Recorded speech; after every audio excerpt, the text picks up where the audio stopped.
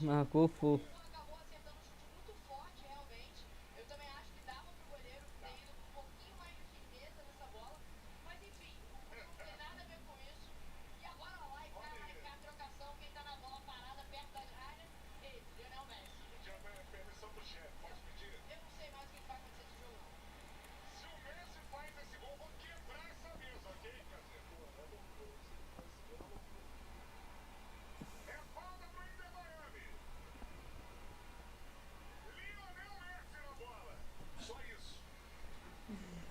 Que isso, amor? Falta. Vamos ver o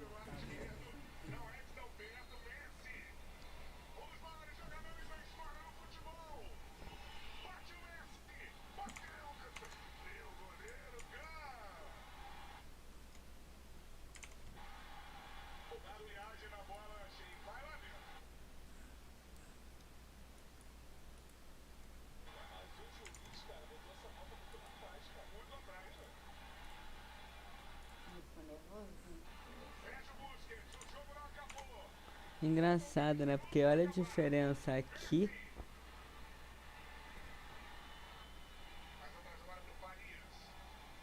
É mesmo assim.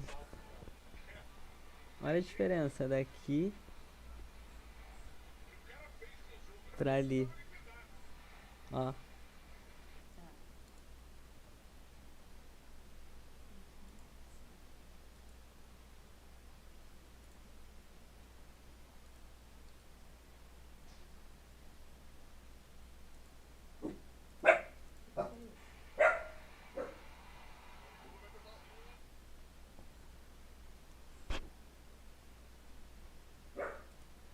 Que foi isso? Que foi isso lá?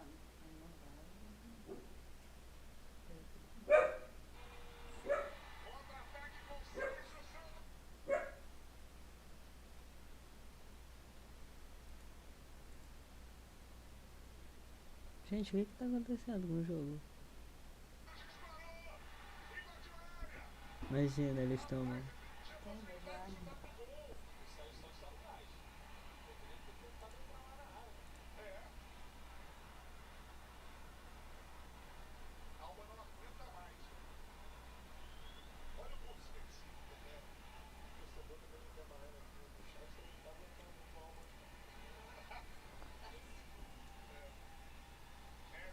Foda-se também.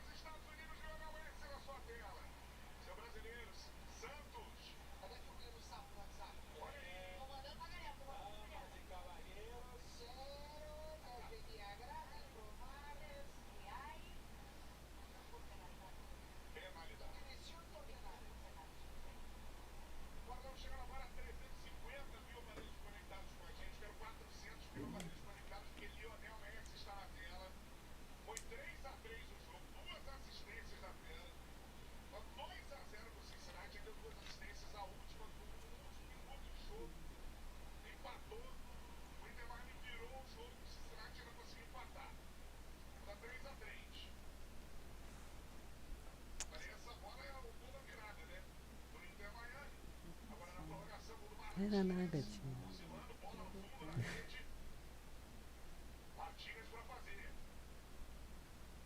São 10 minutos, né, pra gente.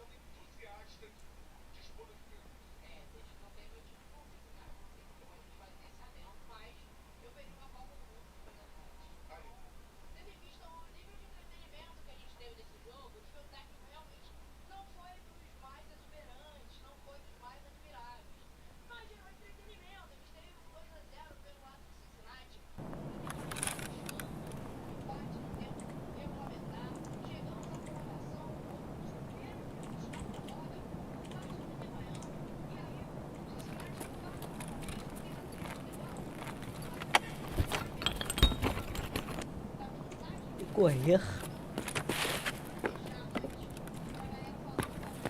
Acho que é o decorrer.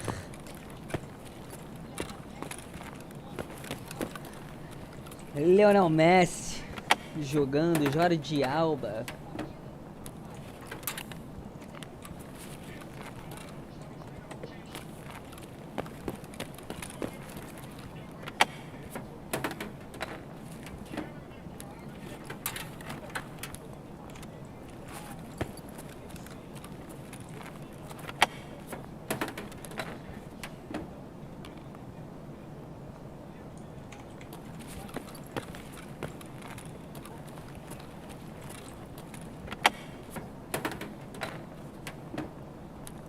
YouTube parece que é bem melhor assim.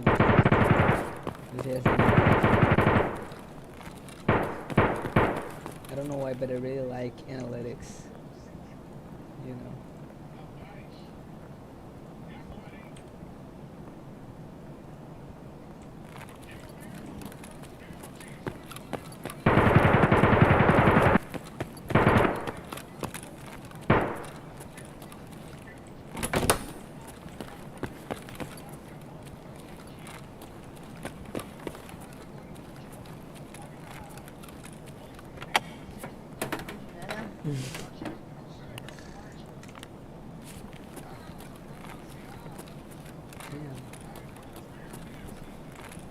Não, já teve 3 visualizações.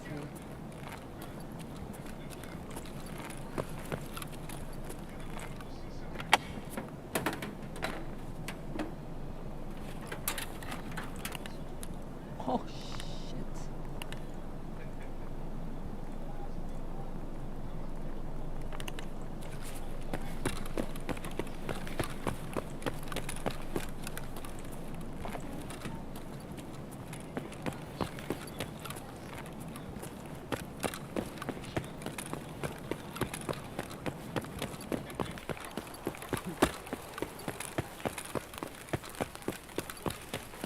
É muito chato isso, né? Tipo, lá nos Estados Unidos eles têm um teto financeiro que, tipo, os times não podem ultrapassar. Então eles não podem, por exemplo, um time da Arábia agora, por exemplo, os caras têm milionários lá, eles podem comprar quem eles quiserem. Nos Estados Unidos eles não iriam poder, porque o limite salário, tipo, o limite de um time valer, lá tem um, tá ligado? Tem um limite que o time pode valer, cada jogador. Eu acho muito feio isso. Deixa um ser maior, tipo, que o outro, aí daqui a pouco eles estão correndo atrás de você também, sabe?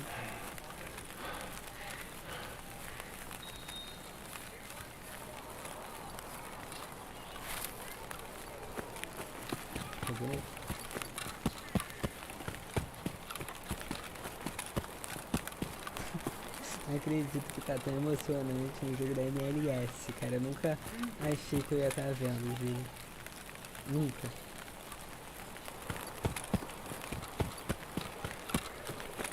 Ixi, agora.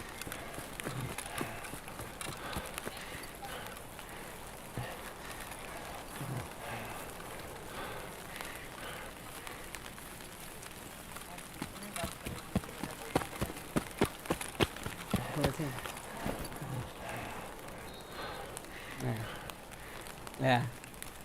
Ainda mais nessa final. Ele joga muito, cara.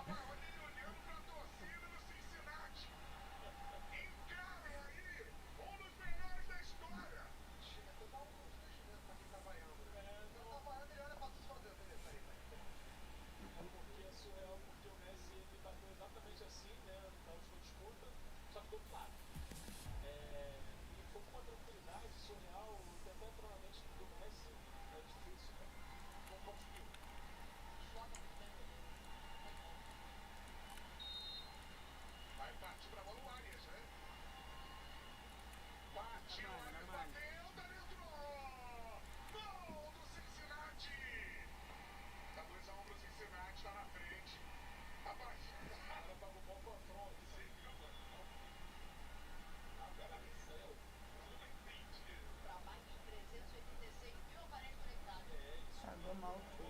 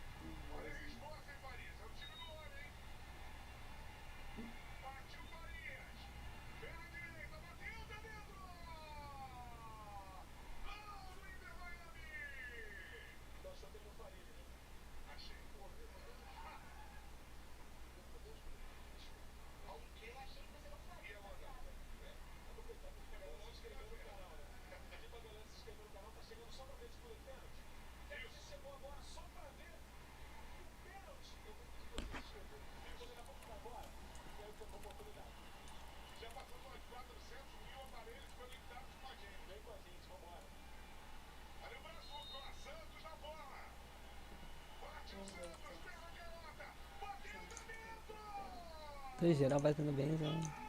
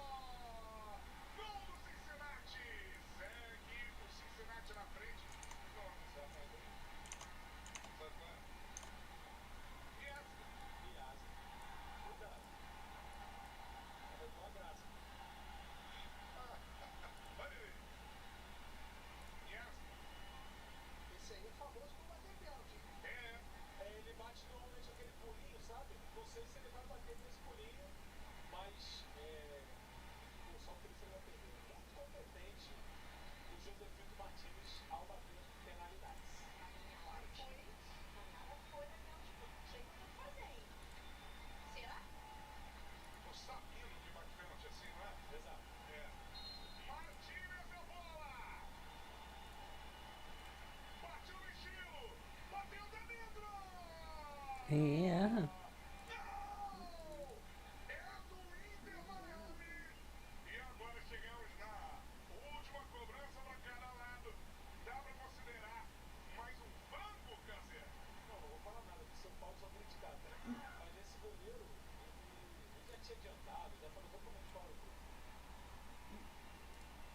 Tá parado, galera.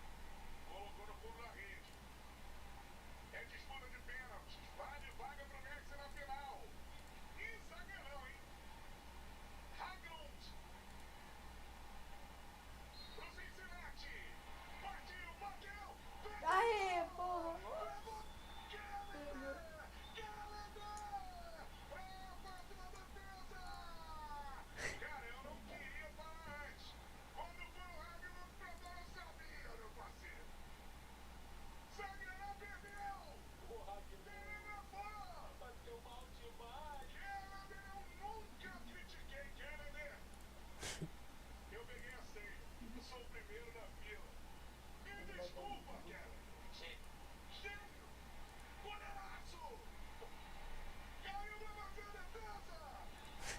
Esse comentarista é engraçado.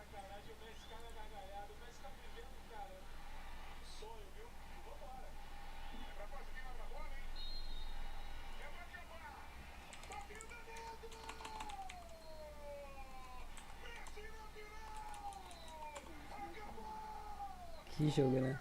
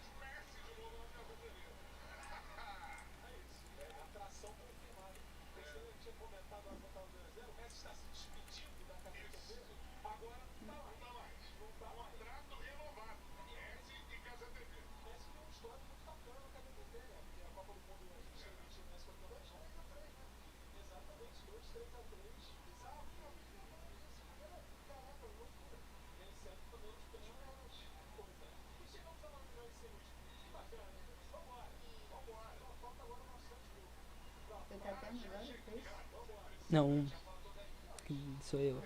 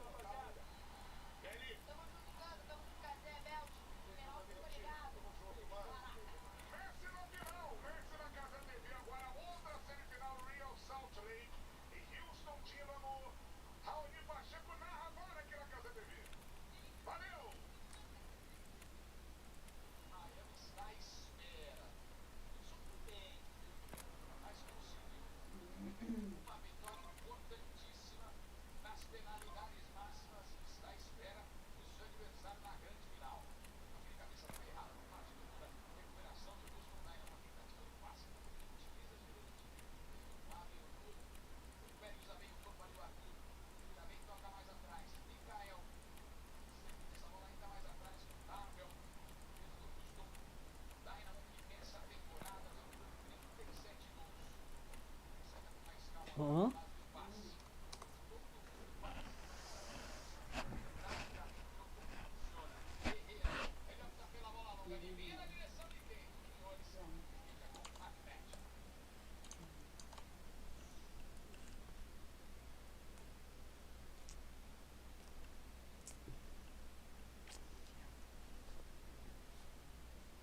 Dorme bem, gatinho.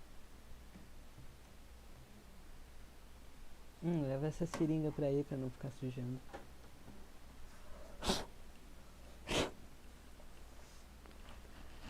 A seringa de dente.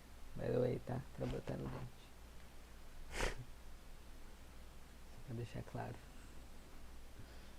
Clareamento dental, gente. Tá? Mais nada.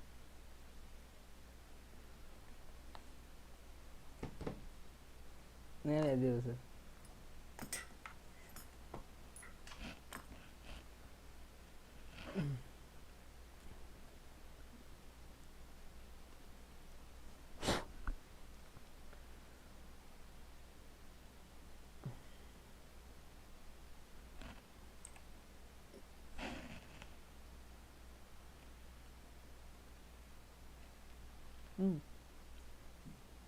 Não cansa essa caixinha?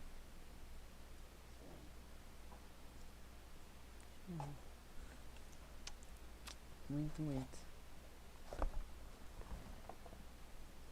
Durma bem. Sonho com Los Angeles. Caraca, acabou, né?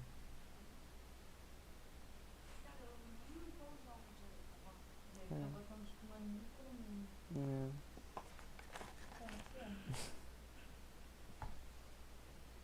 Amanhã que horas você vai sair mesmo?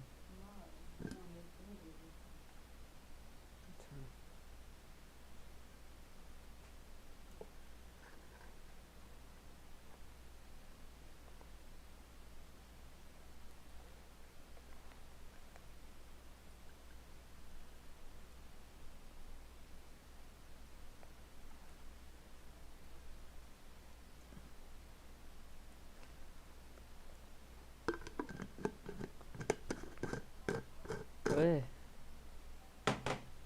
Oi? A Moana?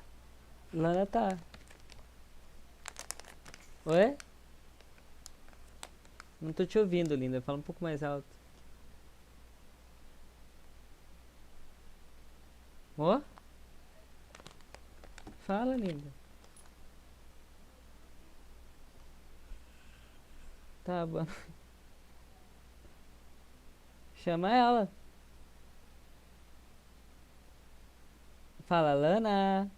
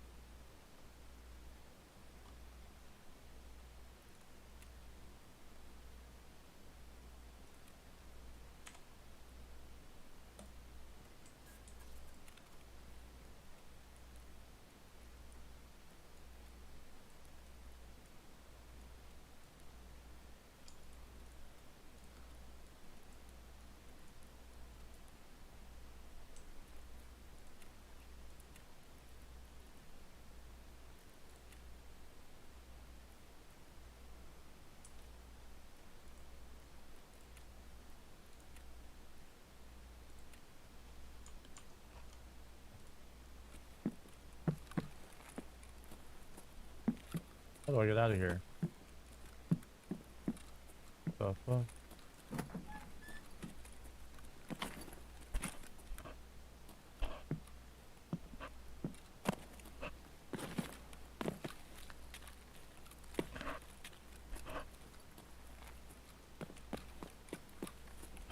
Oh, I'm at crash site.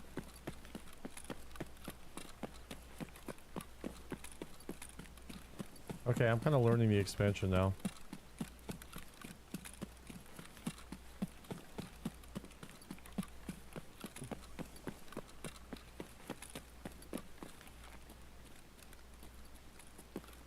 Maybe I'll run into somebody in this basement.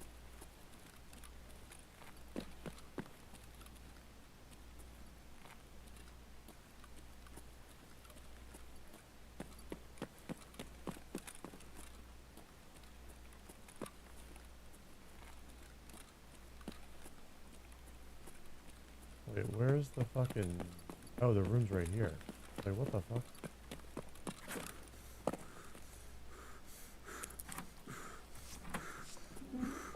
The cars can finally exit the garage. It made no sense before, dude. It made no sense. All these cars down here and there's no way for them to get in or out.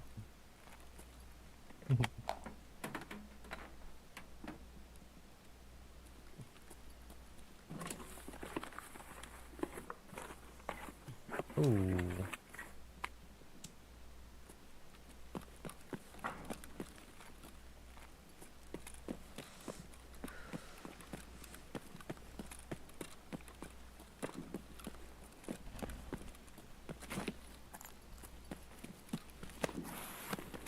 I'm gonna secure this PMC kill as soon as I can, honestly.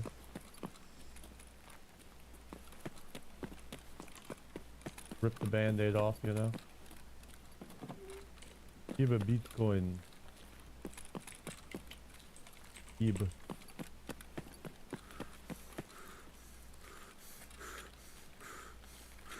Load mag loaded. No, I don't want to fill that up. But it's got good ammo in it, and I don't want to put shitty ammo on top of it. I'm hoping I can at least secure... Being that close makes a claymore go off? What? If that killed me, I would have mauled it so hard. What the fuck?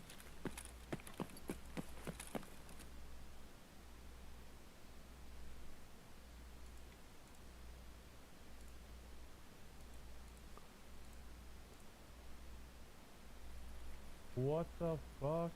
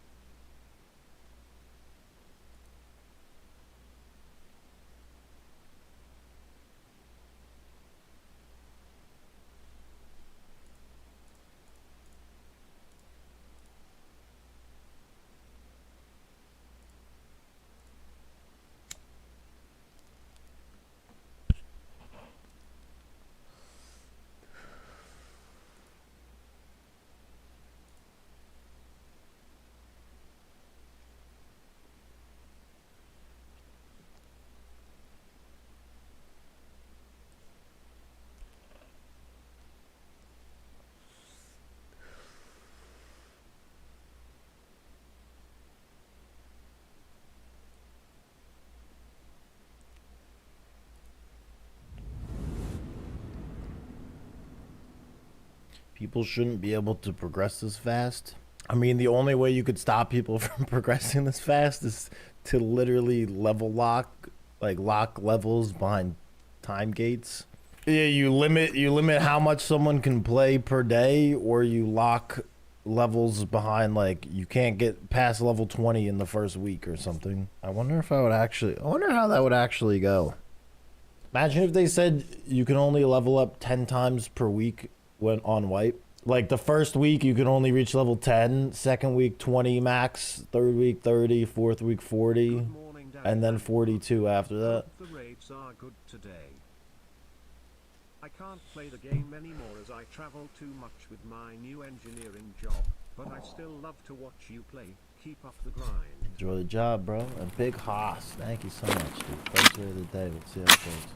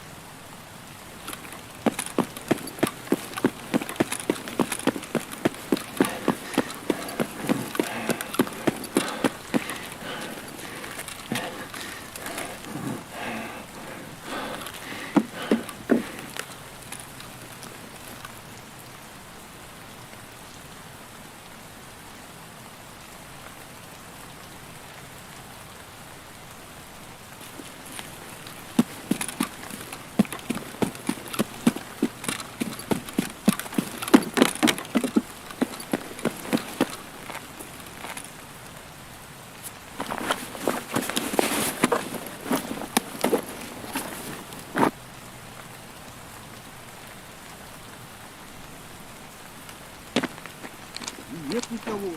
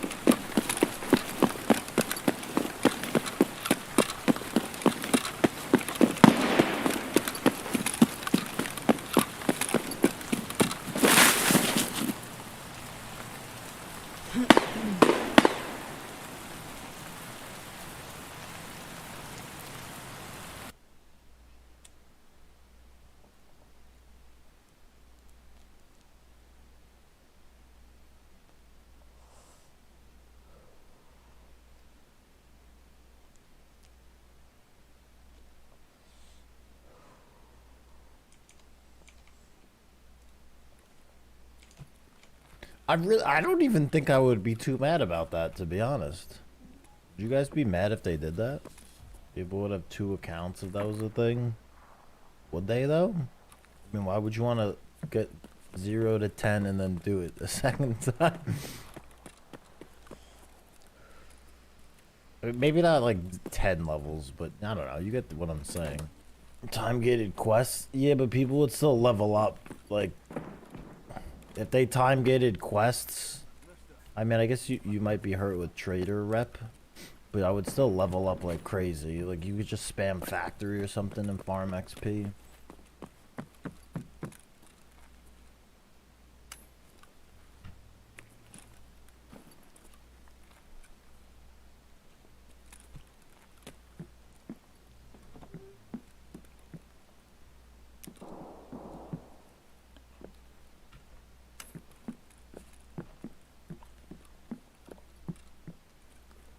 Tony, you watch hockey or MLB? Nope. If so, Yanks and Rangers or Islanders and Mets. Thanks for always having awesome streams. I do not. I don't got any preference, really.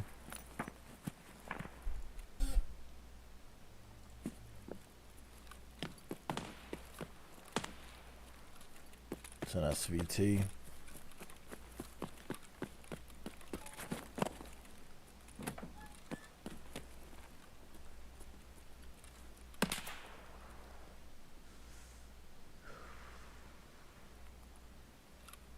I've seen people complaining about the SVT already.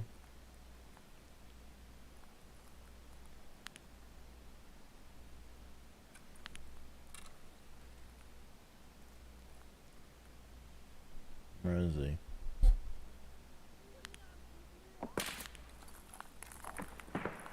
shoulder feeling. 13, 13, 13, 13, 13, 13, 13, 13. Not so great.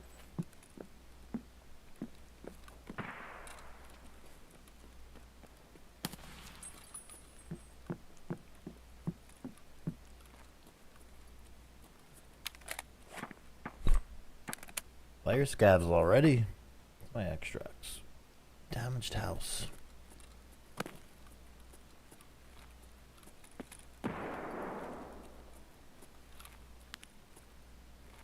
Someone's checking for the boss, I think. Golly gee, it sure has been a long time, Mr. Streamer.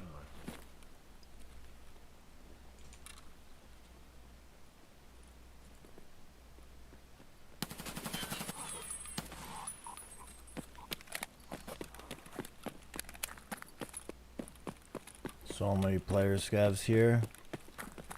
Crash sites is kind of really far though.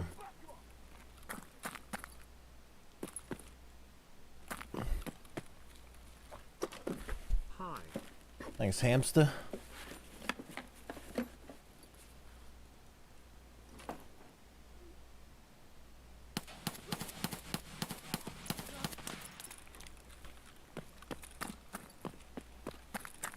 No way that didn't kill him. What? I think it's this scope on streets. It makes it really hard to aim with a gun that you need like a bunch of shots to kill people with.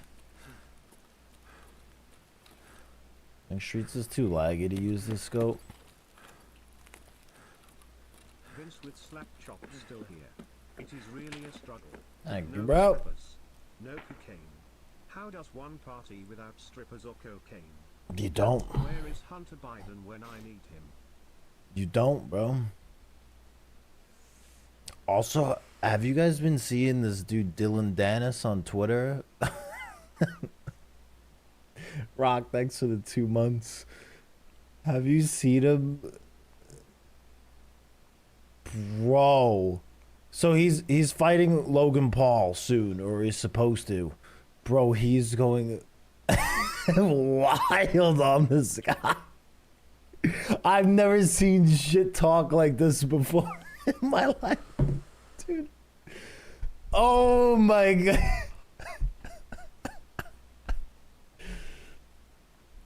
Dude, holy fuck. It's outrageous. More shit talk than McGregor. Bro, I've never seen somebody shit talk like this before. Two scammers fighting. Yeah. Yep.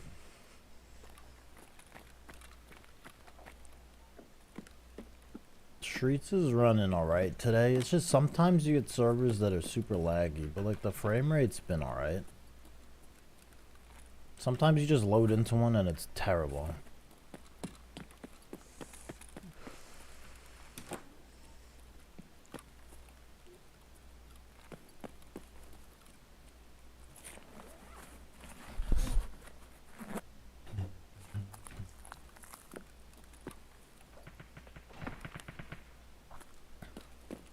Sounds like an SKS.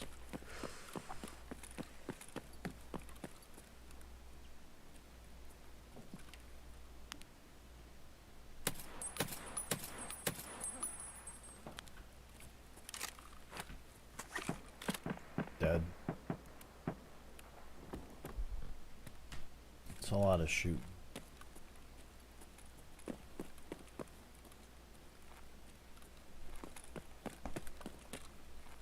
Also, bro, I keep I keep seeing Dylan Dennis posting on Twitter. Dude. Holy shit. This guy is...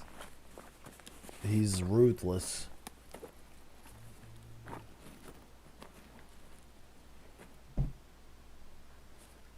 He's still going off. Bro, how many pictures are there? You hate that guy? I mean, I don't know him.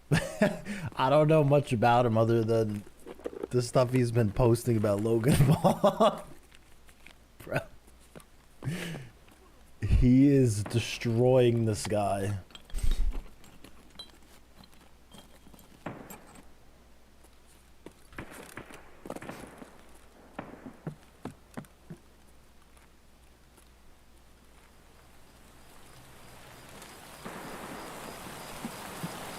Logan Paul, they're supposed to fight, right? Logan Paul and Dylan Dennis, right? So they have a fight coming up. And as his shit-talking strategy, he's posting all these pictures of Logan Paul's fiance with like a million fucking dudes. Like, dude, he's got so many pictures and he just keeps posting pictures of his fiance.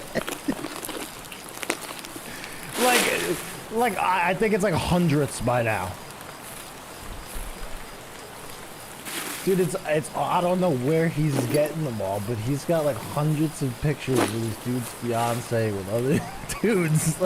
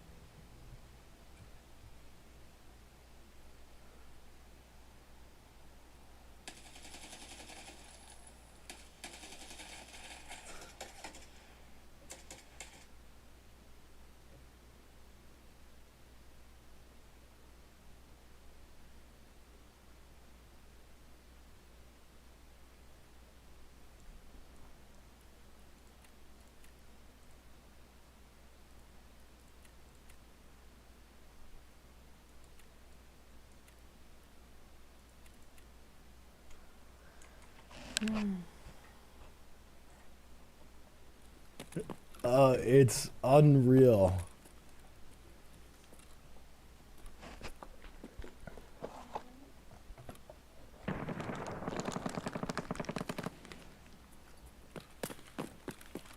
No, I think they're real pictures. I think some of them were like, holy scavs, were not real. Because I think he posted one with him that wasn't real.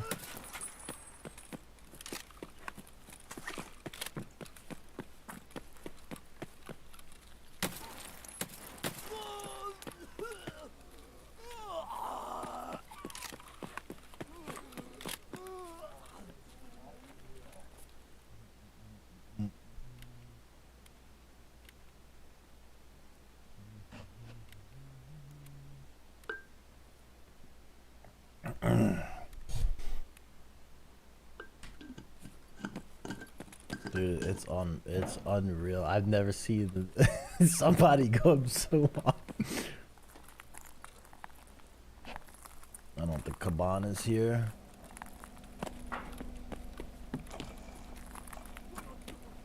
Mr. Kebab, are you here? No. No kebab.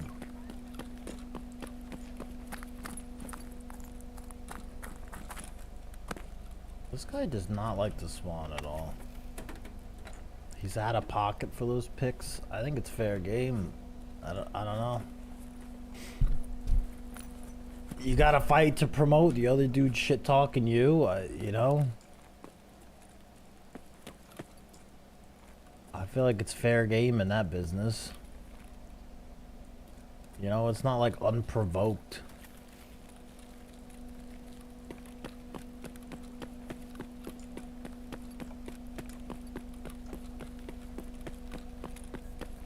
They should sell the fight, not the drama. Bro, drama sells. What do you mean?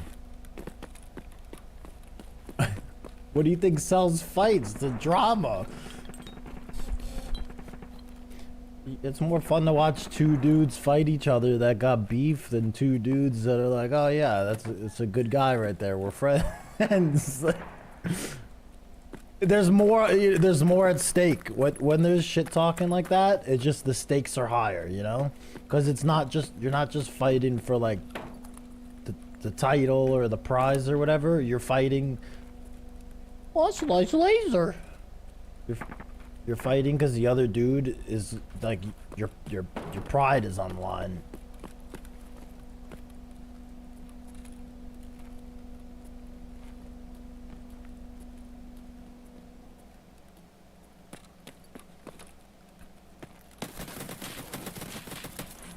Oh my god, it's so laggy. I can't believe he swung like that.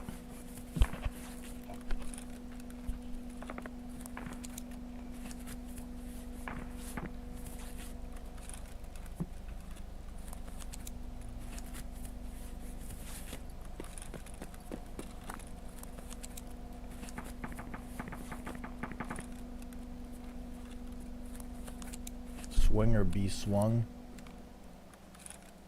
Swang or get swanged on or be swinging.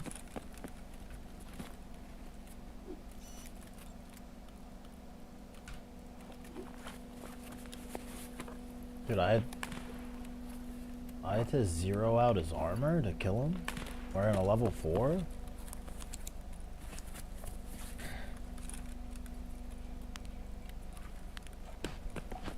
It's kind of wild.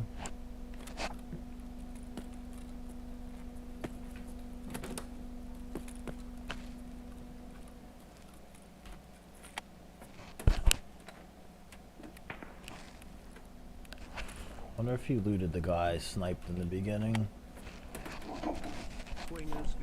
Dylan, man, thank you, bro. That dude swung so hard. He had an upside down pineapple on his vest.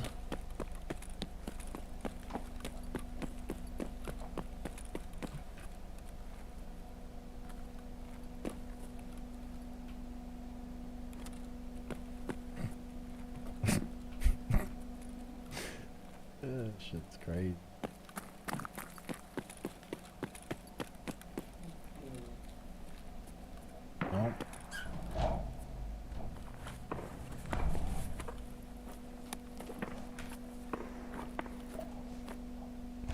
this guy's swinging too. Celsius, probably. I saw his tweets just like keep popping up in my feed, and each one is equally as outrageous as the last.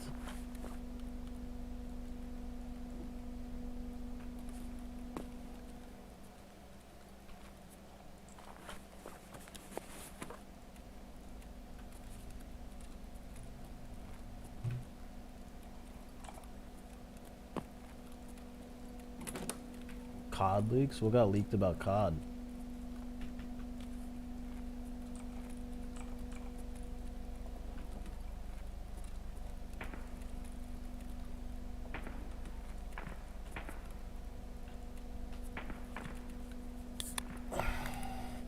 COD is just like, dude, I'm always excited to play COD, and I'll play it and I'll have a lot of fun playing it at first, and then I'll get bored of it. It's like it's a vicious cycle. I always have fun playing them when they come out.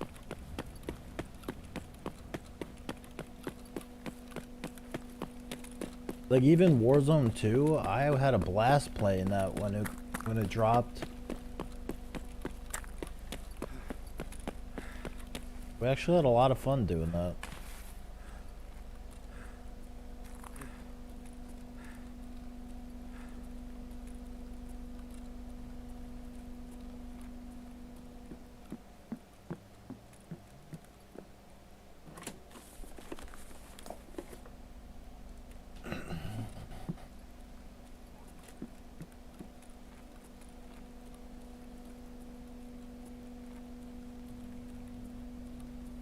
Oh, there's glass on that? Doesn't look like there's glass.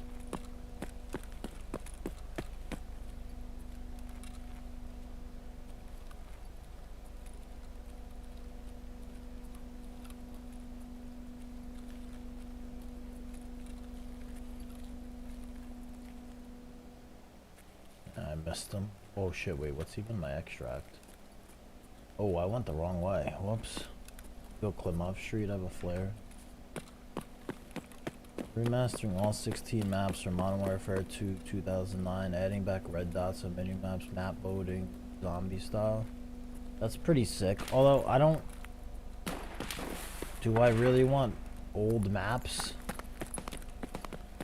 I don't know if I want old Modern Warfare 2 maps. I want new maps that are good.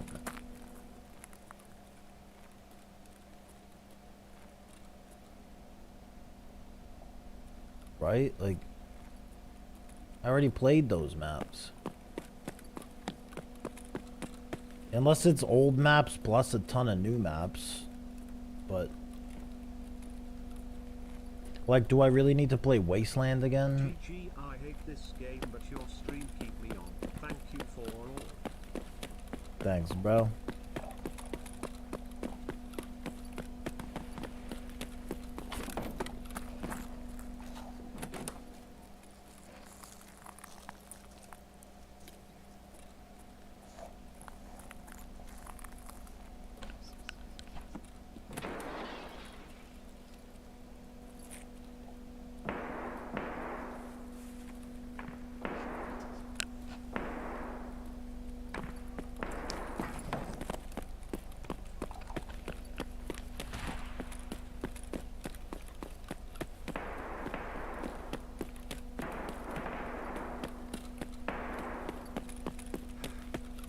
I don't know. I'll see. I'll watch like the trailer and stuff for it. I'll probably play the new COD. Like, I love Call of Duty, in all honesty. COD has been like such a big part of my life at this point. Even if I don't really play it a lot now, I used to.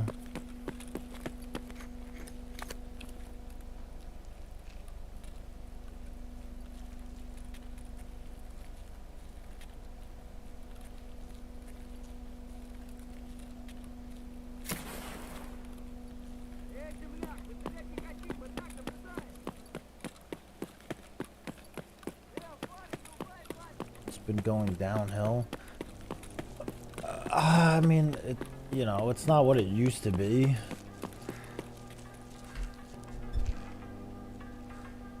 That's a daddy. That is daddy landmark.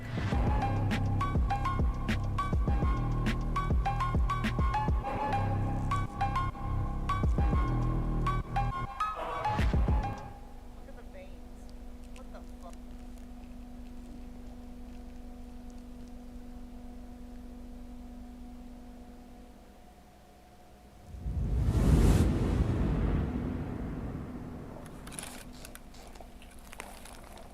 Alright, ready for scavs and hideout.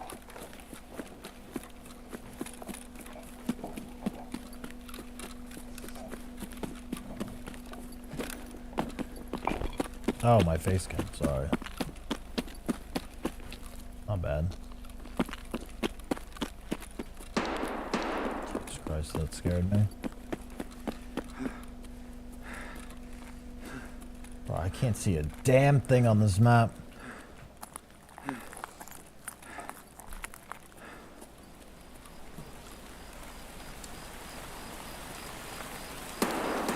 Get out.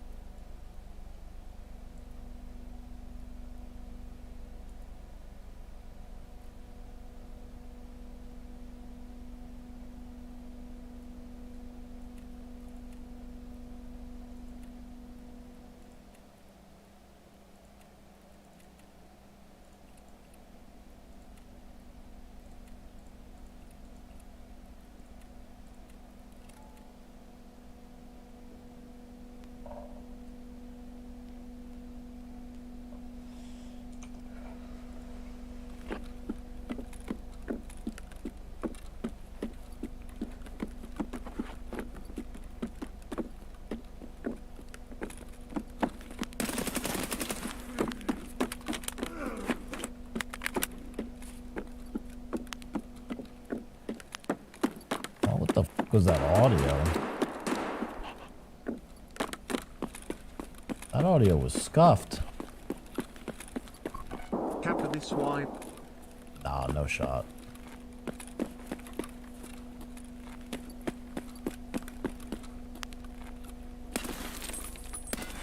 Gonna be a short wipe anyway, shorter.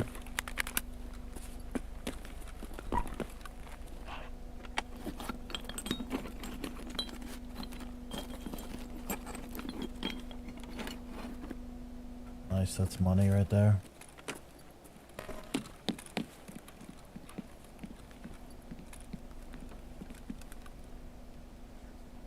Just opened a door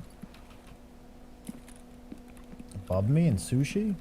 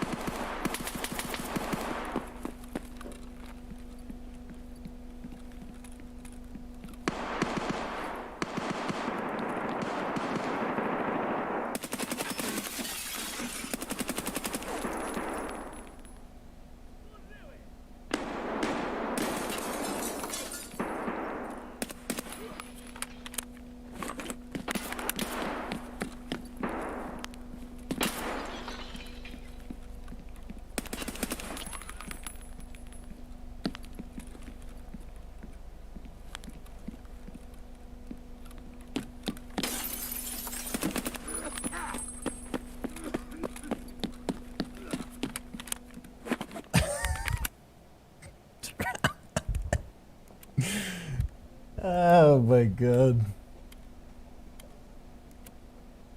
Poor guys.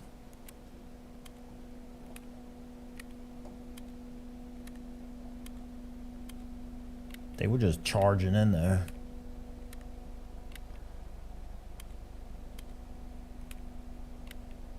I get the scav kill. What?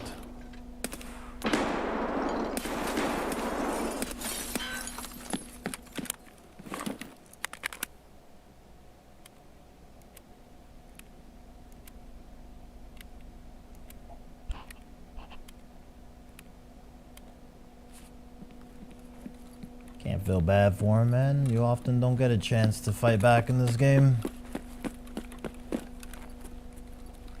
Just die. Why no deathcore on stream? Do you not like it or what's the deal? Love chillin' here, brother. Not really a genre of music that most people will want to listen to, right?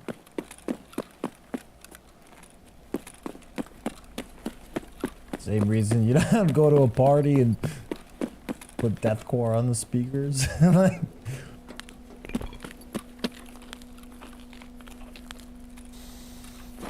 all right. Successful raid.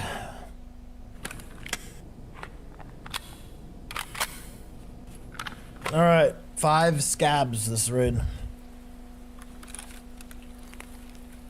A newt? I killed some scabs with the SVT-40. It doesn't seem that great, but it's proper level 2 for 44,000.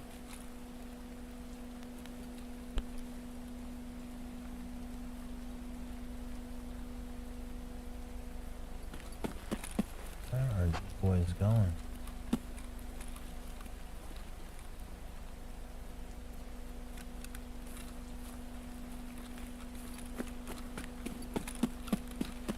So it doesn't seem like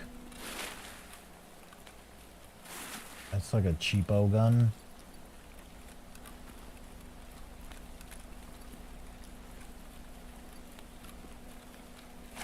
I think they ran towards power.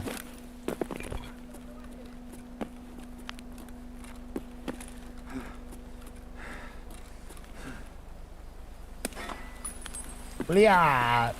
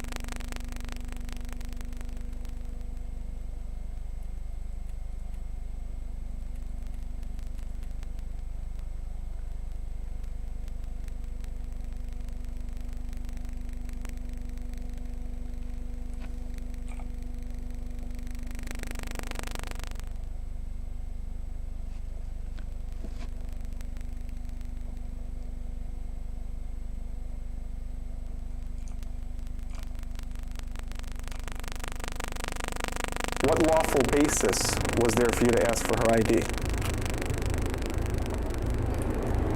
I don't know. In order to detain somebody, what do you have to have legally? Do you know? I do not know the law legally. Okay. Doesn't there have to be reasonable suspicion that the person committed a criminal offense or violated a law? Because I don't know the law exactly. You don't know when an officer is allowed to detain somebody? This is Sergeant Jennifer Larson and Lieutenant Donald Milazzo, both police officers that had served for over 20 years, being deposed for the illegal apprehension and arrest of a woman named Samantha, aka Pink Camera Magic, on YouTube, who had been recording at the Cook County Courthouse building from outside. Hey, ma'am, you know this is a public building? Exactly, that's why I'm recording it. It's also a court facility? Yep. Which there is a judicial law or judicial order that says that you cannot tape this building. Can I see that order? Yes, come on in. We're going to check your IDs too. Oh, no, I'm not going in. Oh, yeah, no. We're going to run you too. No, that's all We're going right. to get your name. We're going to do a report and everything. So come on in. No. No, yeah, you're going to come in now. Am I being detained? Yes. For what? Because right now you are doing something suspicious. That's not a reason to detain anybody. Well, it is for Dana. Come on. It's really not. Let's go so inside I'm just going now. to stay here and continue recording. Okay. You're going to come in and we're going to find out who you are and what you're doing here. No, you're not. Okay. All right, who's got cuffs? She does not want to go agreeably. The interaction begins with Lieutenant Milazzo approaching Samantha and stating that she can't record in a public building, and that is enough reason for him to detain her as she didn't provide her ID. But what Milazzo doesn't know is that what he's doing is actually illegal, as it is completely legal to take photographs or film public places in all states unless oral conversations are recorded, which is not the case here. Okay. I'm being detained for just taking pictures of the building. Yes, ma'am. You're doing something suspicious, and we need to know who you are and why you're doing it. Okay? Are you familiar with the First Amendment? Yes. I am. Really? Let's go in. Come on. Wow. I tried to do this nicely.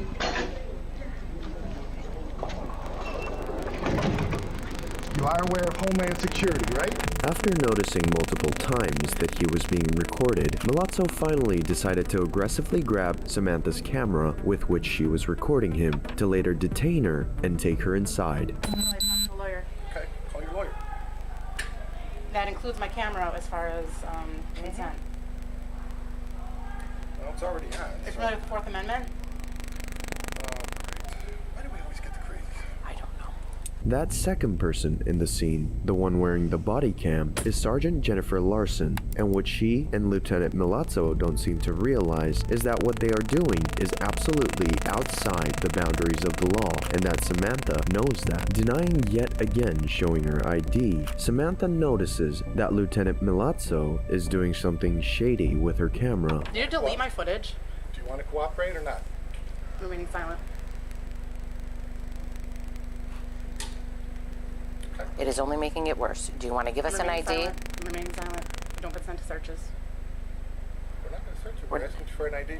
If this wasn't enough, the officers then mockingly laugh at her after she invokes her right to remain silent.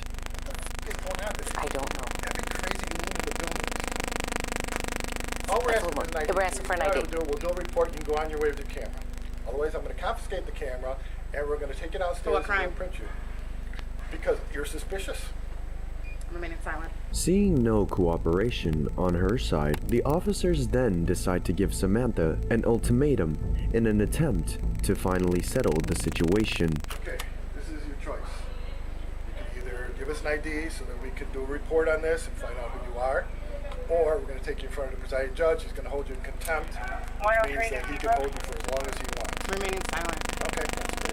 10 minutes went by, and then Lieutenant Milazzo finally came back with news, or better called threats, against Samantha, who, as everyone should do, just remained in silence. Okay. Yes.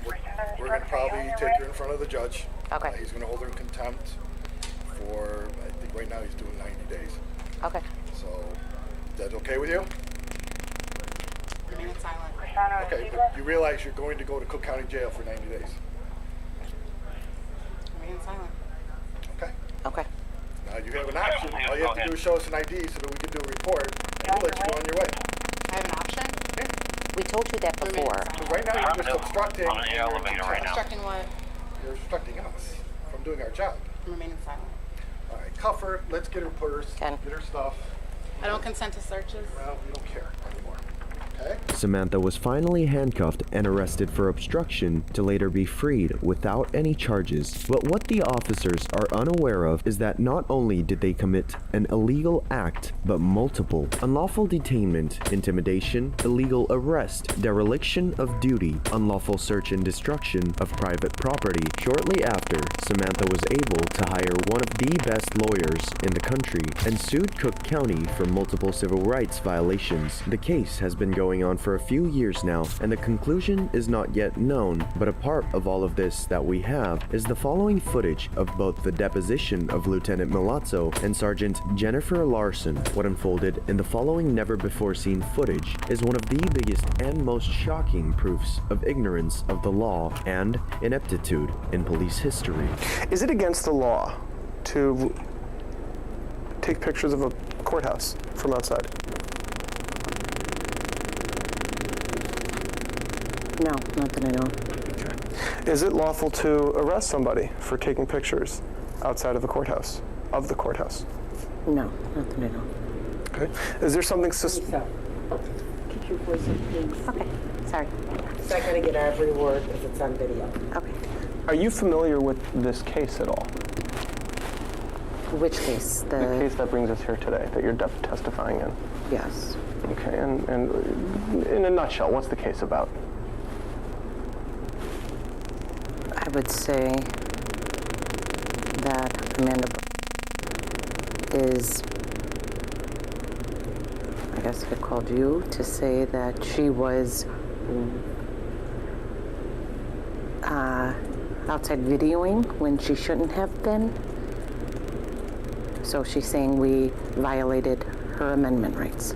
You're correct. When you say when she shouldn't have been, what does that mean? Was she doing something wrong?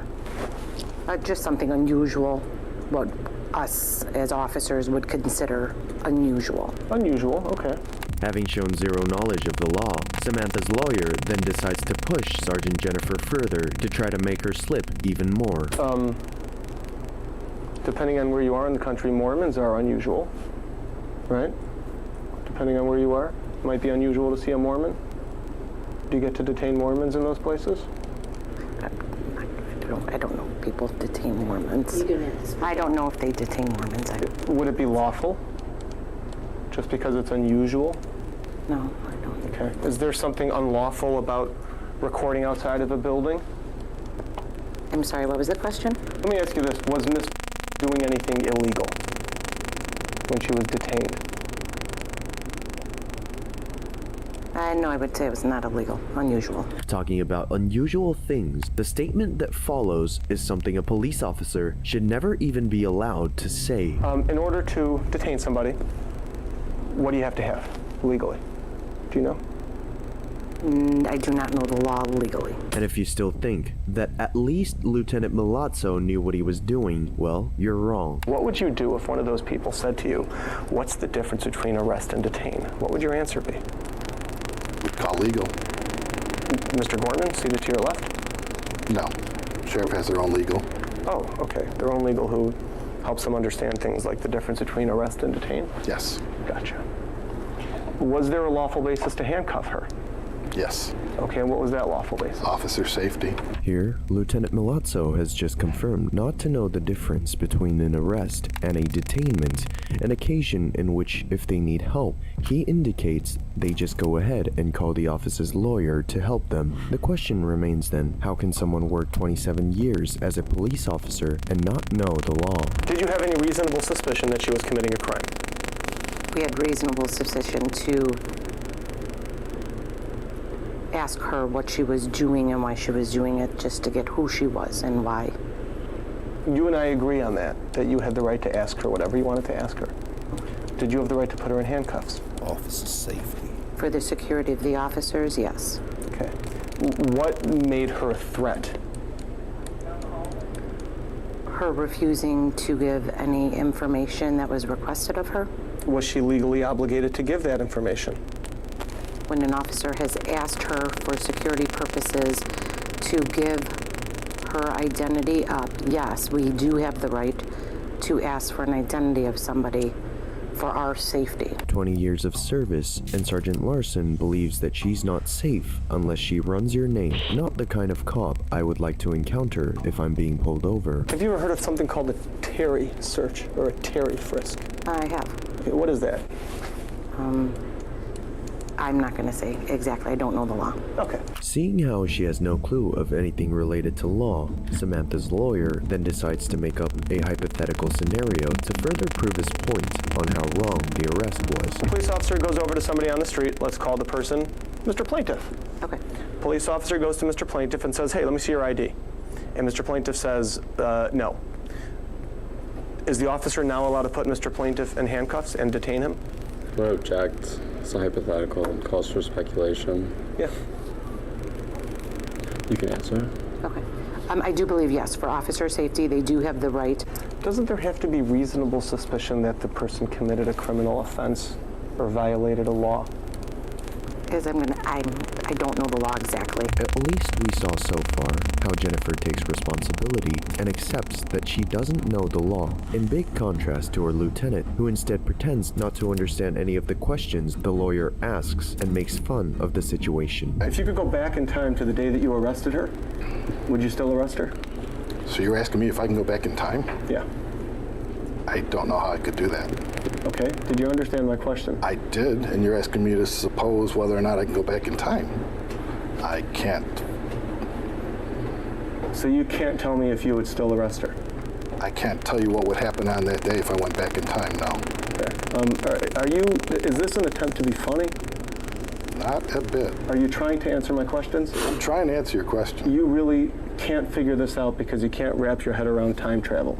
I'm gonna object. Again, I mean, I'm gonna object. It's getting to be harassing again. I mean, is this what the question is? Hypothetical time travel backwards? Is that really how you interpreted the question also? Is that what you're asking? If he could go back in time, would he do it differently? Is that not what you're asking? Yeah, that is what I asked him. Going back to Sergeant Jennifer, the interrogation continues and her responses don't get any better as time goes on. Is there any reasonable suspicion that she was committing a crime, yes or no?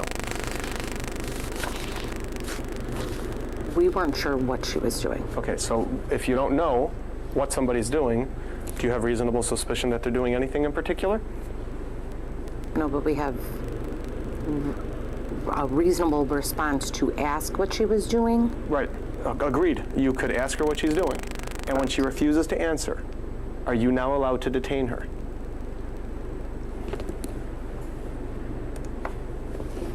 Yes. Who told you this? That you get to detain people who are videoing and refuse to identify themselves when asked?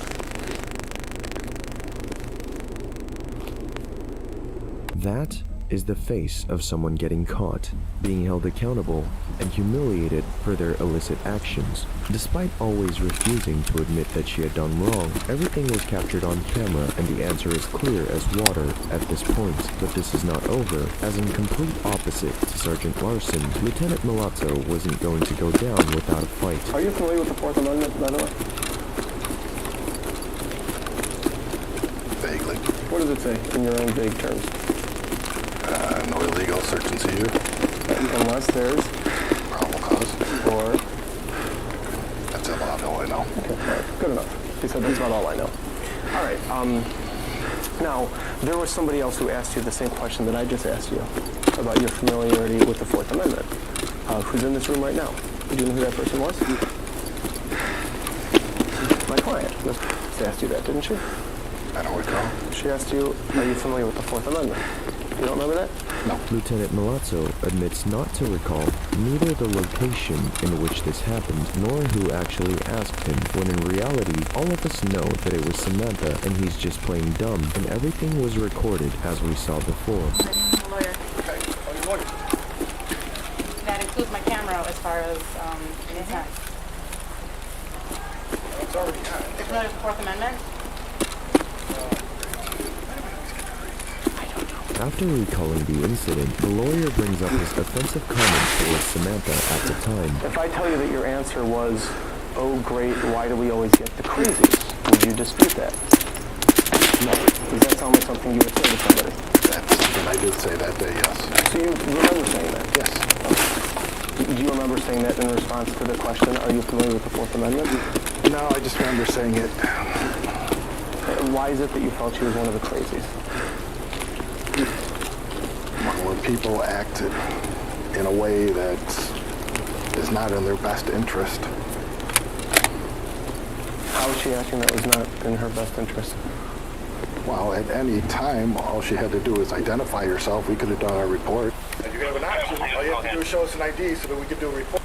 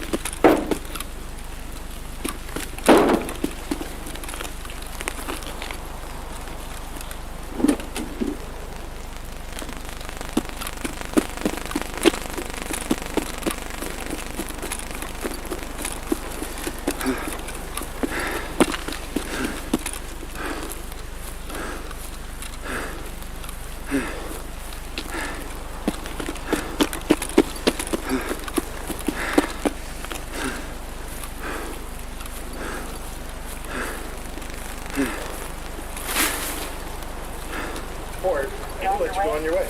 And everything could have gone, And if somebody were to threaten you that unless you comply with their demands, they're going to put you in handcuffs, would you automatically necessarily comply with their demands?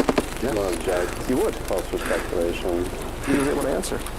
So you would. So even if there's somebody who is acting as a law enforcement officer, giving you an unlawful order, threatening you with detainment or arrest or 90 days jail, if you don't comply with their unlawful demands, you would still comply? Yes. Alrighty. Is that what you expected her to do? To comply? Yes. Having heard multiple times the need for a person to identify himself when requested by a police officer, the lawyer then decides to question Lieutenant Milazzo further in the topic. Is there a law that requires people to identify themselves when requested by law enforcement?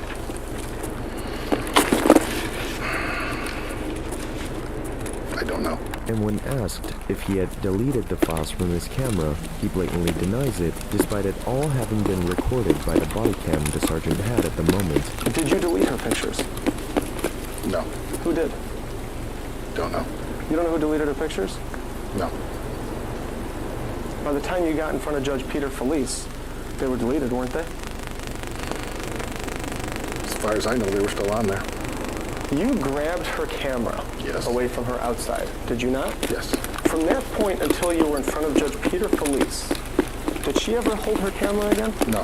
Okay, so you had it the entire time? Yes. Didn't Judge Peter Felice talk to you about whether the pictures had been deleted?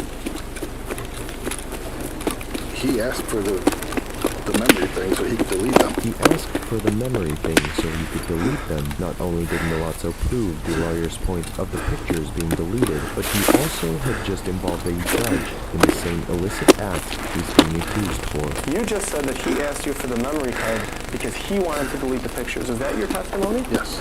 Okay. And if he were to testify at some point in time that he absolutely, categorically did not delete those pictures, then would you want to change your answer as to whether you or one of your people did? I'm going to object. False speculation.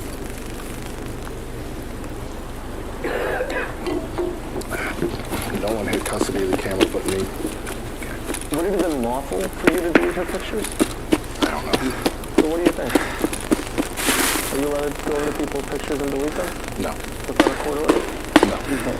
That would be a violation of which amendment, do you know? No. If up until now he had been able to resist when questioned about his unlawful actions against Samantha when she requested a lawyer after being arrested was the last nail in the coffin for Lieutenant Milazzo. What do you do if somebody says they want to talk to a lawyer and you have them in handcuffs? We allow them to call a lawyer. Do you keep asking them questions?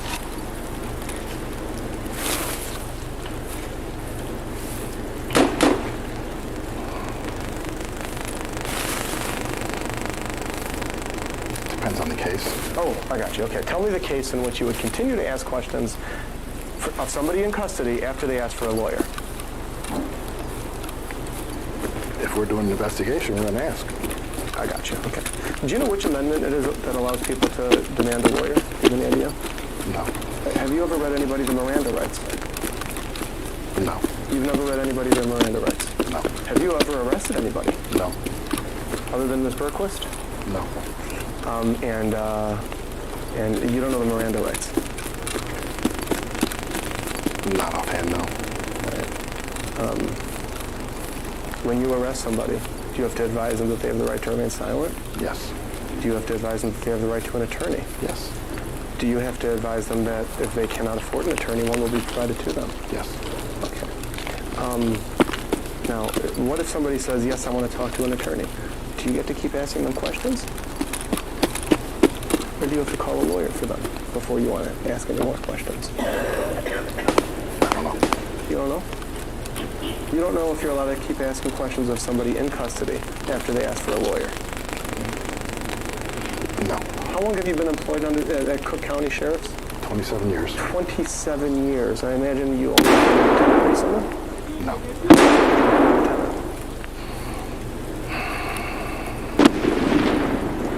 22 years ago? You've been a lieutenant for 22 years and you don't know the Miranda rights? Yes. The case remains open, but this is immaculate evidence proving how wrong the police officers were against Samantha. If you enjoyed this video, watch this one, and we'll see you next time.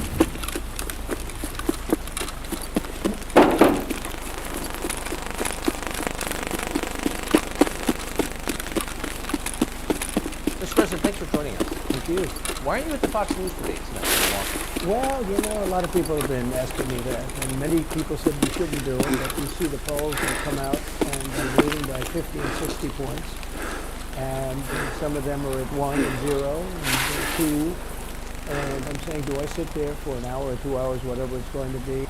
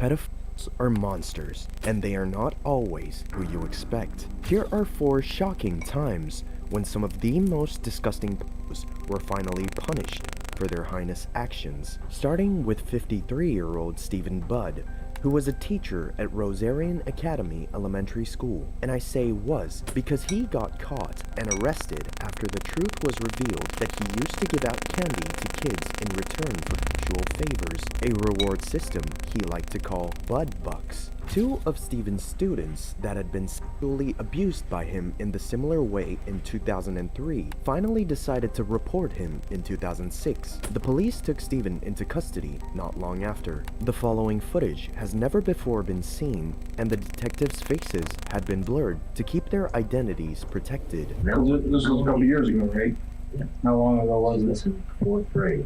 I'm not sure what she is now. She's high school. Right. So what were the control issues today? Like, what was going on with that? What do you mean the control issue? I thought you said she was trying to say something to you. Yeah, she was accusing me of doing stuff every day in 4th grade to her. Doing her. When detectives finally confront him with the allegations, Stephen shifts in his seat and maintains a stiff posture. Before this, he had been relaxed in his seat. His sudden body language change tells the detectives that he's being protective of some information he's hiding. The allegations were that you're not doing your best. So I don't know if you're familiar with DNA. Yeah. So just kind of like around right here in the spot. You're leaving your DNA there. And that's kind of how DNA works. Touch DNA and semen are different, and they show up different. So, was there any time that you were at the school that you did with it, and maybe you walked in or something to where you have any type of evidence in there that shows up? As the detectives push Stephen to tell them to explain why he had done what he did, Stephen maintains a defensive posture, denying the allegations against him. Like to have 2 girls come in here and describe it. I think somehow they saw him, to be honest with you. And they were upset on that. So if something happened and it was innocent and it happened, that's one thing. If something else happened, if it was forced, if it was at a different level, obviously it's something different. I'm just asking you to explain yourself. You don't know how to explain it. There's nothing to explain. You're watching a video on your phone, you're putting our video in, you're taking a break, you don't have any students in, they walk in, and they see something they shouldn't have. I mean, that's... Mm-hmm.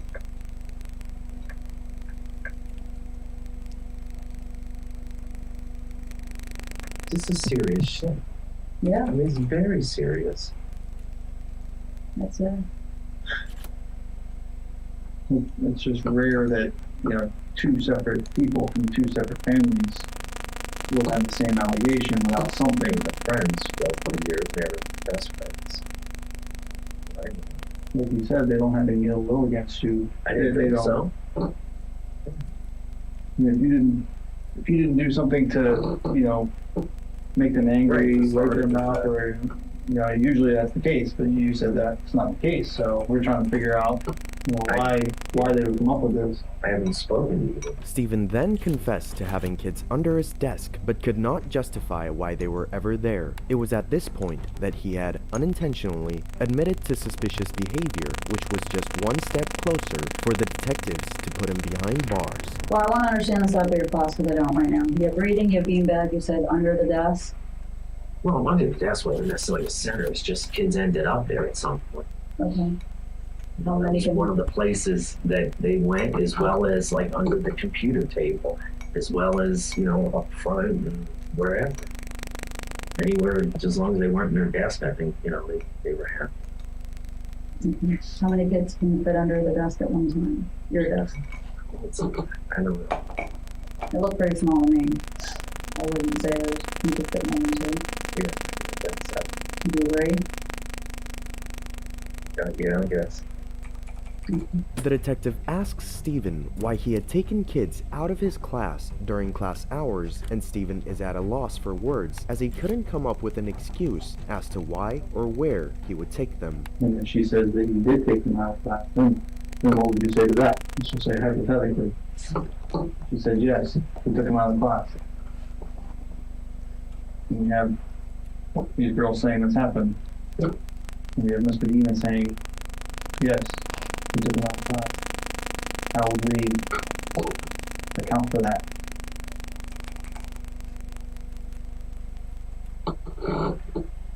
I don't know how you do account for that. But I think, like, you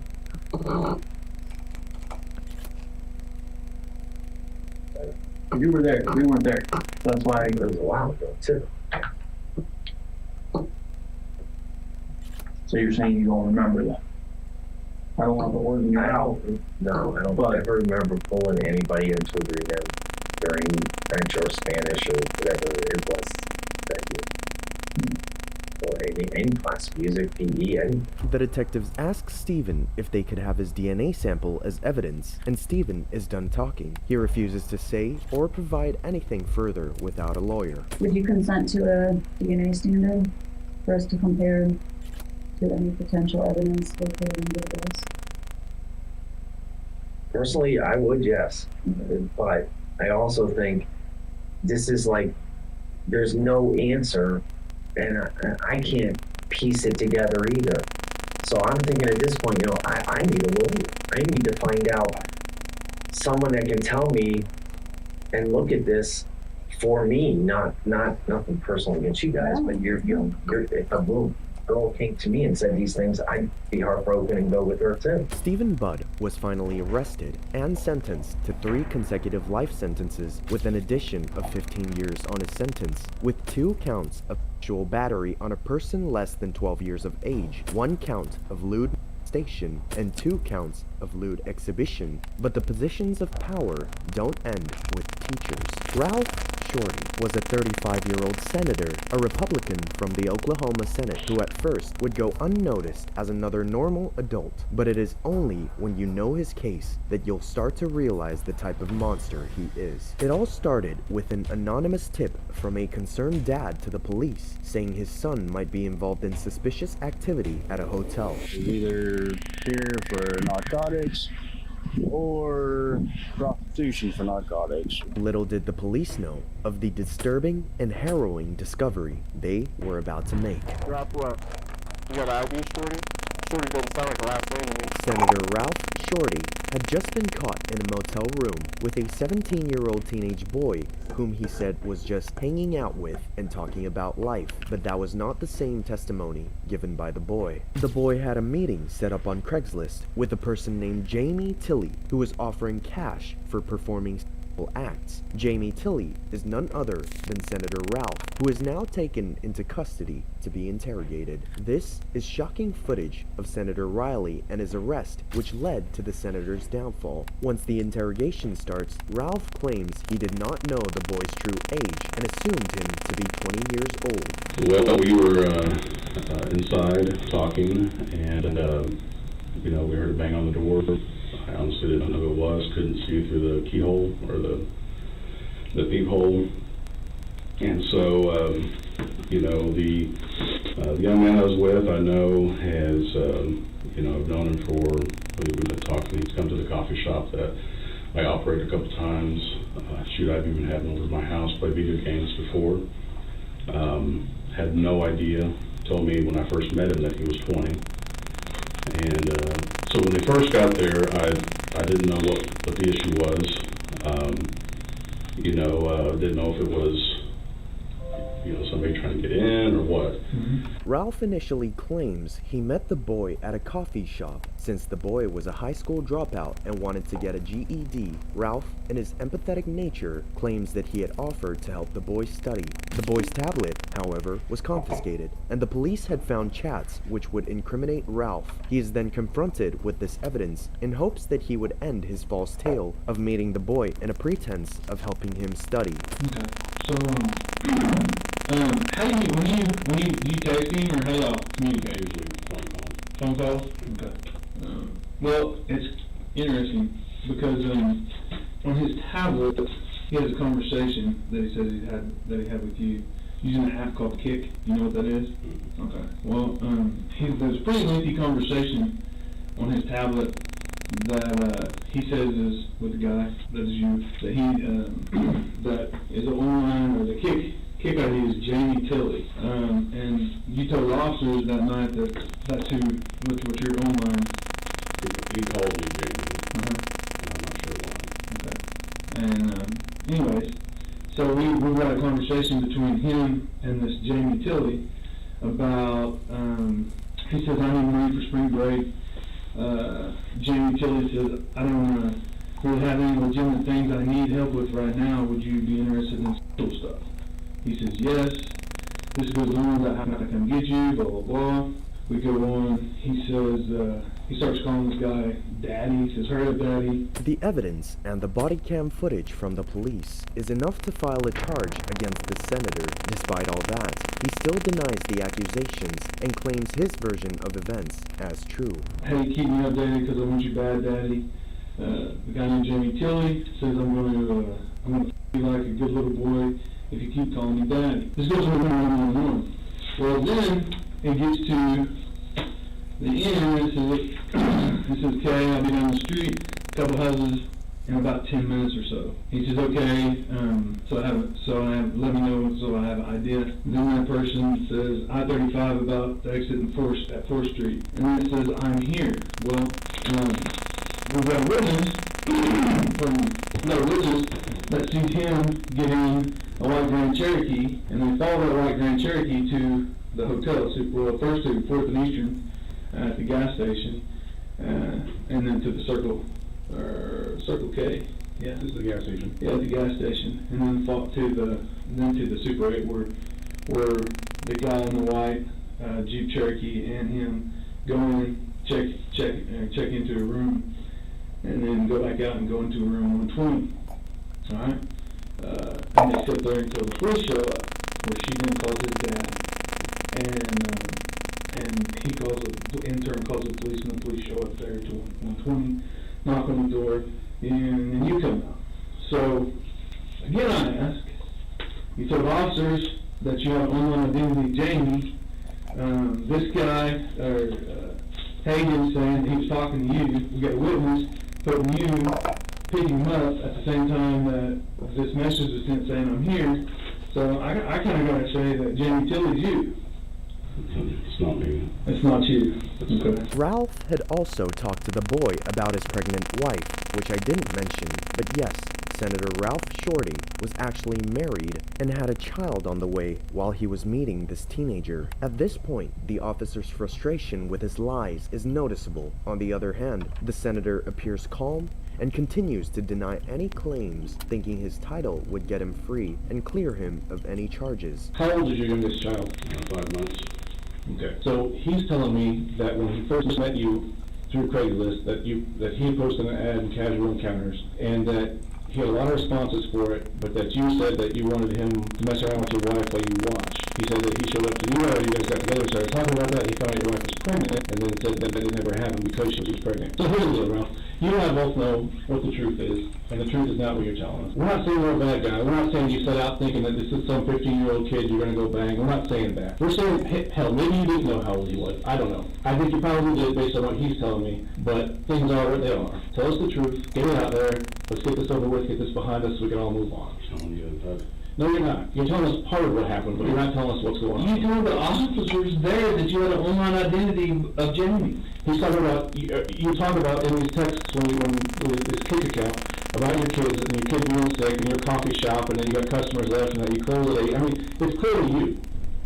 It's clear. And we've got a witness that put you there. When you say, I absolutely picked him up. When you say I'm here, the witness is waiting down the street because she thought it was jacked up. She thought it was jacked up that he didn't tell her where he was going or anything like that. So she sits down the street and waits. And then she sees him go to the Super 8 hotel with you, and then she gets scared and wondering what the heck's going on, so she calls the police. Or calls it his dad, and then he in turn calls us. So here's the deal. We're trying to give you an opportunity, all right, to help yourself out here, all right?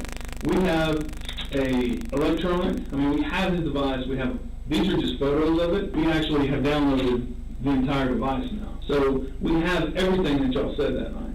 Everything. The thing about it is that tablet, once you sent the message saying I'm here, that tablet was never on the internet again. So the kid conversation couldn't delete. So we have the entire conversation. But you could, yeah, you can look at it. We have the entire conversation because it never hit the network again. This is a bad deal. This is prostitution with a minor, prostitution within 1,000 foot of the church, which are both felonies, and then transporting for the purpose of prostitution, which is a misdemeanor. I'm telling you, that's not me. It clearly is you. Ralph, that's a lie. You're lying to us right now.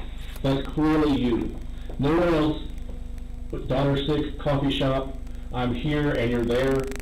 That's clearly you. I don't know who else you could have been talking to. Well, I agree with you. Nobody. I agree with shop and other kids, sick kids, and all this stuff. And it's you. And here's the deal. He says it's you that he's talking to. You show up with condoms. He shows up with lotion. That's not true. Hold on. Yeah, there was condoms in your bag. Don't cop song. That's just absolutely not true. I did not show up there for any sexual thing. Well, then there's also weed that was in a green plastic container. Marijuana that was in a green plastic container with labels from Colorado. That was in the room. Did you ever touch that bottle? No. So there's no way your fingerprints will be on it? No. Okay, because we have the bottle. I don't know what to tell He you. says, matter of fact, he says when the police knocked on the door, that y'all were smoking, y'all were both smoking marijuana. He said that he brought a gram and you brought a gram. You guys rolled a huge blunt, and that you guys were planning on messing around, it just hadn't got there yet. He was going to do you a favor by whatever it was you guys were going to do, and that you were going to do him a favor by kicking him some money for spring break. Ralph, like I said, we don't think you're a bad guy. We think you made a bad decision. There's a big difference. The officers eventually get fed up with Ralph's lies and have no option but to charge him for the crimes just mentioned. I just don't know why he would do that. I honestly don't know. Because it's true. It's not true. I mean, he's 17. He's 17. Okay, well, for all practical purposes, let's say he did lie about that, all right? Jamie Philly is you, and I can prove it. So, at minimum, you met with a guy at a hotel to pay him for sex. At a minimum. Within at a minimum. The church. Yeah, within 1,000 feet of the church, which is a felony in itself. So, at minimum, that's what it is, all right? At minimum. So, I'm giving you an opportunity here, and he told me I shouldn't, but I am. I'm giving you an opportunity to do it, to take responsibility for it and make it a little easier on yourself. Ralph Shorty was finally stripped of his privileges as a senator and was charged with 4 counts of child trafficking and child pornography. He still refused to take charge of his actions. He, however, pled guilty to 1 count of child trafficking, which landed him in jail for 10 years. But predators getting caught and facing the consequences of their actions doesn't stop here. 29-year-old Ryan Burton is a family man who browsed anonymous sites in search of underage girls. On July 6th, 2021, an investigator from Wisconsin Police Department posed as a 15-year-old girl on an anonymous social media site that led to his capture. Ryan Burton, who struck up the chat with the investigator, did not realize what he was getting into when he started sharing explicit photos of his body and making declarations with the minor. When the supposed girl admitted to being 15 years old, that did not stop Ryan, as he kept pursuing the contact and even showed more interest. Ryan, however, had more planned in mind, and only 3 hours after first initiating contact, he was already texting an address to meet up at. Little did he know, a 15-year-old girl would definitely not be there, waiting for him. How you doing? How you doing, man? Good, good. My name's Detective Ross, and I'm with La Crosse Police Department. Can you take your hands out of your pockets for me? Yeah. What's your name, sir?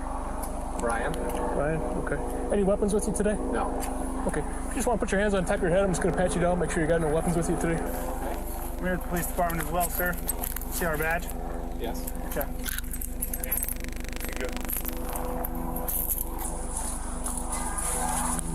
Right. As the officials arrive on scene, they notice Ryan waiting by the front door, and the officers proceed to search Ryan for any weapons he might have on him. Ryan is soon put into handcuffs. He does not question nor protest, as he knew what he had done was wrong. He, however, definitely had not anticipated getting caught. Put your hands behind your back.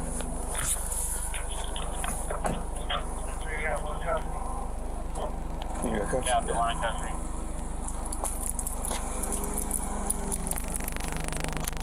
Are you okay? You not hurt, Brian? I'm good. Good. Yeah, me taking it. Just gonna check these things for fit. The officer then confiscates Ryan's phone, which would later reveal the texts he and the undercover investigator had shared.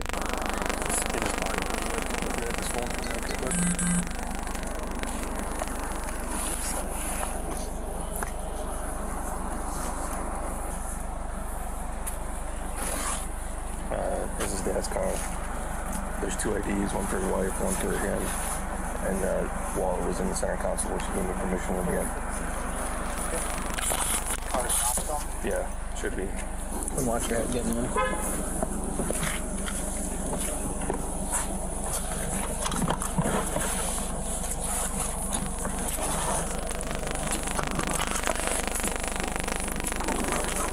The investigator then recounts the conversation he had with Ryan before, leading up to his arrest. A shocking discovery is made, however, as Ryan is found to be a married man with children of his own. So you guys have, you guys saw him walk up to this door? Yeah. He told me it was locked. Was it locked? He obviously tried to get in. He had his head on a swivel. Cut through the alley. Well, it's the fastest traveler investigation I've ever had. Damn. Sad. He's married too. He told me he was married. Police officers then searched through Ryan's car, where they found his personal diary, but it wasn't any ordinary one, as in this one, he explains how he had turned into a sexual predator. Both therapists mentioned that I had nonverbal cues that I was uncomfortable when talking about what happened.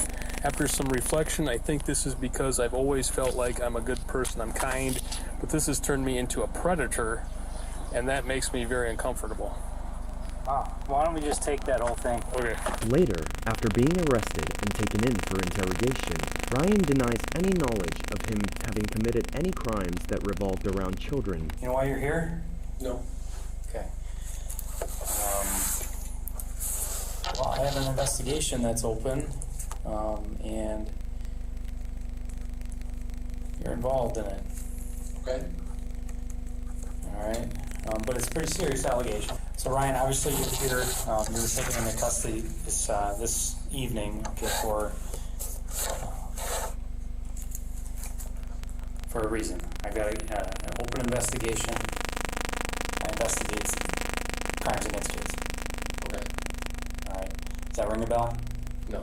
Okay. You still have no idea why you're here? Surprisingly, Ryan denies not knowing why he's there in the first place, and then refuses to speak any further without his lawyer present, as the officer informs him of the felony counts he's being charged with. There'll be 2 charges.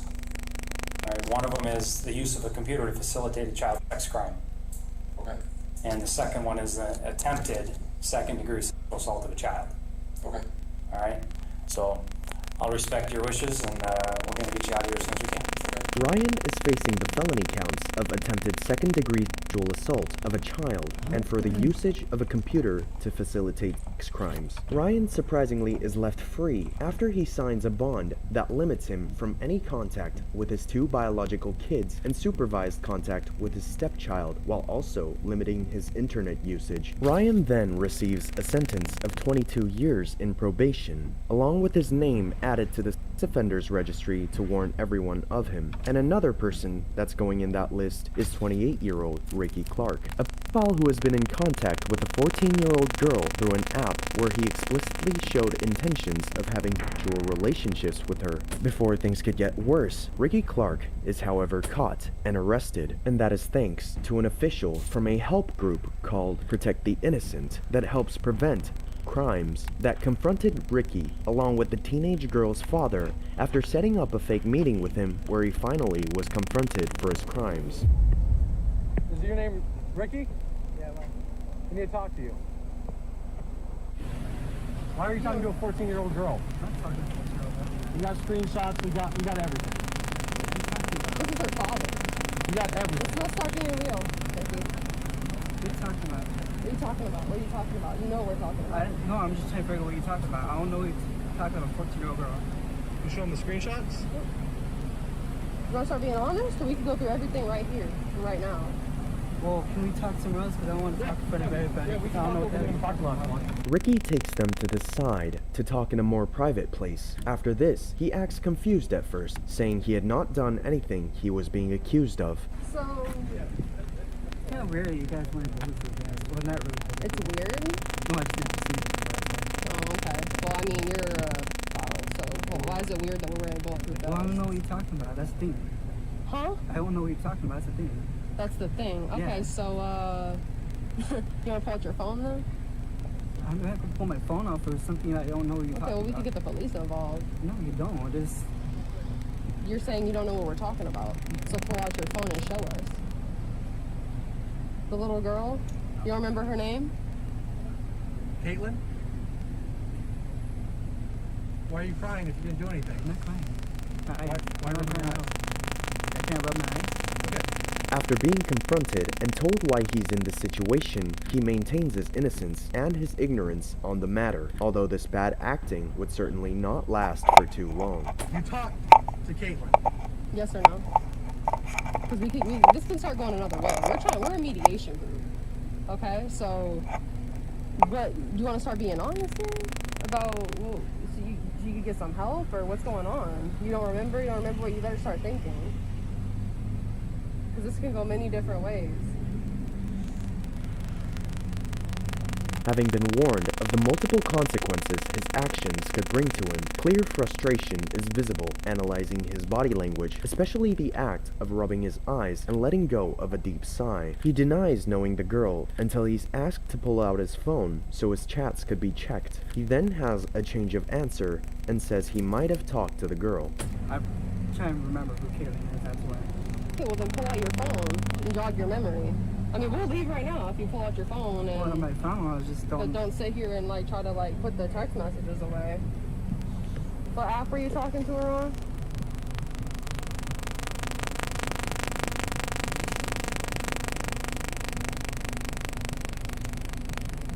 Is it that text messages? If it is, I'm... Yeah, but what did you meet on? Believe it's that dude. What about Scout or Meet Me? No. They're all connected, so it's not. Ricky finally breaks and admits to sending indecent pictures to the girl, despite her telling him multiple times that she's just 14. He then proceeds to apologize for his behavior, but the damage was already done. Well, you met her through Scout, but pretty immediately. Her name's Ricky, right? Yeah. You want to show us your ID? My ID's at home, actually. Your ID's at home? Yeah. Okay, the cops will get it, so. Well, why? Because you were talking to a 14-year-old girl, you disgusting... Are you talking about today? The past couple weeks. Oh my gosh. You know you're disgusting, dude. Let's start being real. Sent your to a 14-year-old girl. Do you remember that? That I remember, but I didn't know she was 14 at the time. But Okay, she told me so we she can was go over all this. 14 multiple times. She told you about to be 15. What does that mean? Yeah. If she's going to be 15 in September, what does that make her right now? I'm sorry. I know it's... You sent your to her, didn't you? Let's be real. Yes or no? Yeah. I'm Yeah, sorry. well, I don't why want did to you get... do that? I don't know what is going on with me. I'm sorry. Please... How old are you? How old are you? Don't look at them, look at me. I don't understand that. I just don't like other people in my business, and you got some other guy over there. You feel me? You think a 15-year-old girl Not him. her business? Him over there. I don't know what it is. I'm sorry about that. I'm stupid, okay? The sorry fix the You're a damage done? monster. People are filming you because you're a monster. Okay, I understand that. I'm You sorry. brought this upon yourself. Yes, no, I'm sorry. Please, I won't the community is scared for their children. When asked about the type of pictures he had asked the girl to share, Ricky breaks down in an attempt to escape the situation and due to the feelings of being caught that he's now feeling. Did you ask her for explicit pictures? What'd you ask her for? Let's be real here. We have resources. I understand that, but I'm sorry. Okay, I'm not asking you whether you're sorry. I'm asking you what you asked her for. What pictures did you ask her for? Her body. Okay, what about it? Which part of her body?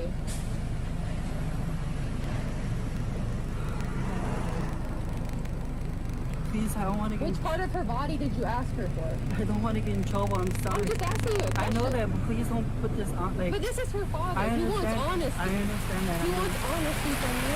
And be real about what you did, because you do have everything. What did you ask her for? I'm not doing that.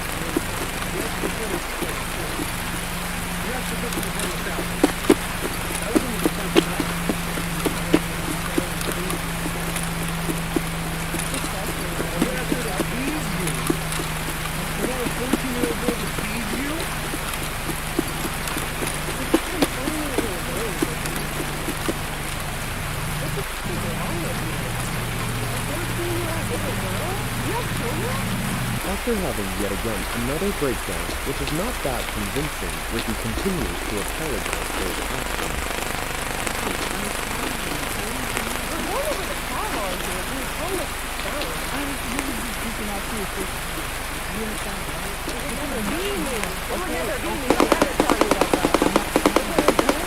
You don't go after children, you protect children.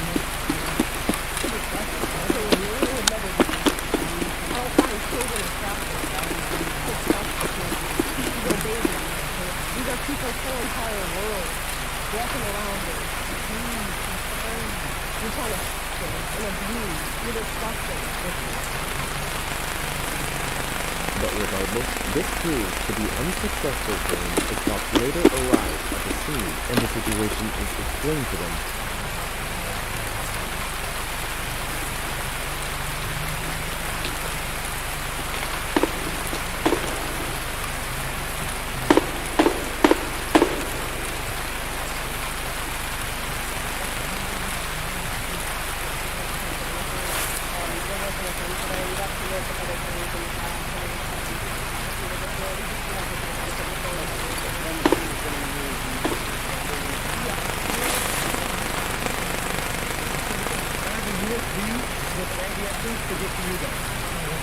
Having heard and seen enough, they proceed to put Ricky into handcuffs and have him arrested. The final conclusion is uncertain, but with all the evidence we've seen provided, he is in a big problem, and that's for sure. If you like this video, subscribe for more and watch this one right here. Goodbye.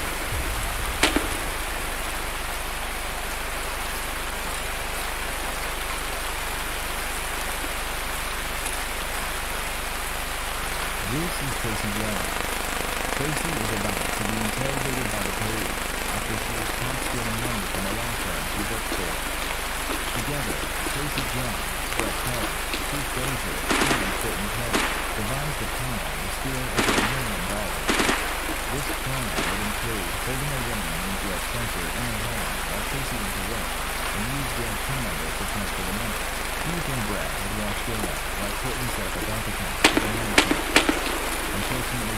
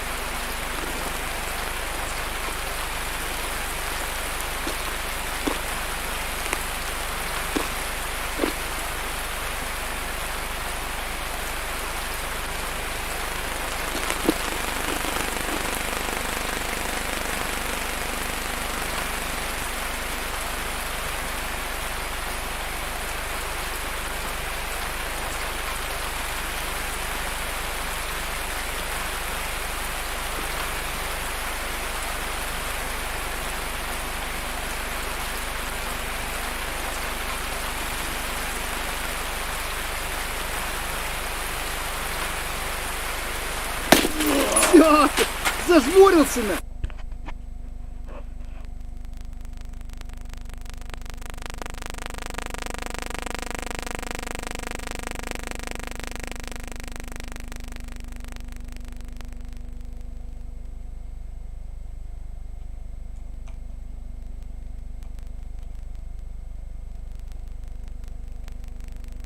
For the four criminals, things didn't go as planned.